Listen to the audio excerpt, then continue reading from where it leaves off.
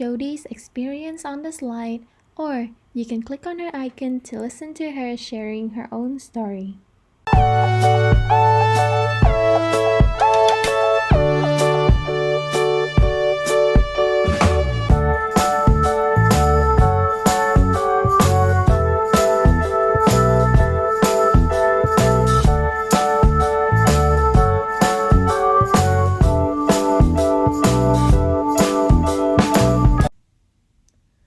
As you go through Jody's story, you can see that it is important as an instructional designer to not only come up with new ideas to solve an issue, but to actually do research to deeply understand the issue, the challenges the audience have at hand, their personas, before moving forward. That is why design thinking is very important to any instructional designers. Let's look at Jody's work through a logic model to better understand her thought process.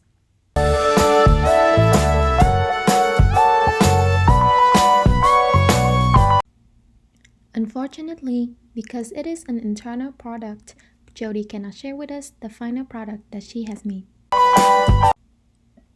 All we know is she redesigned a complete overhaul of the learning experience design, system operations, communications, and measurement strategy. Therefore, we are going to look at another onboarding program for all Googlers called CSI Lab. The lesson plan and slides are made available to public, so you can access to take a quick look before come back and keep watching for the next part.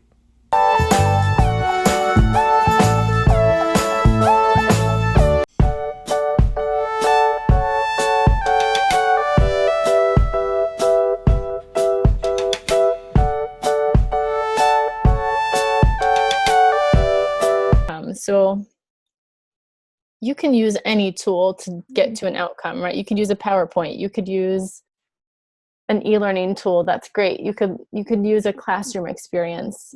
But if you don't have a clear understanding of what are real life applications, like let's say, for example, you're trying to teach someone how to tie their shoe, right?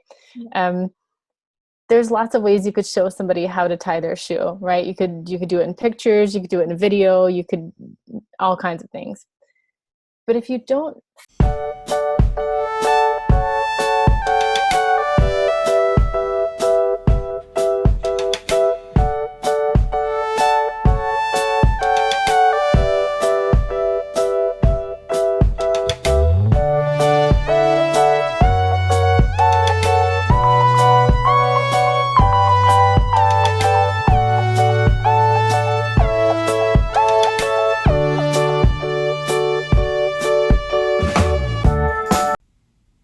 Google has its own design thinking model that I'm sure all instructional designers at Google follow.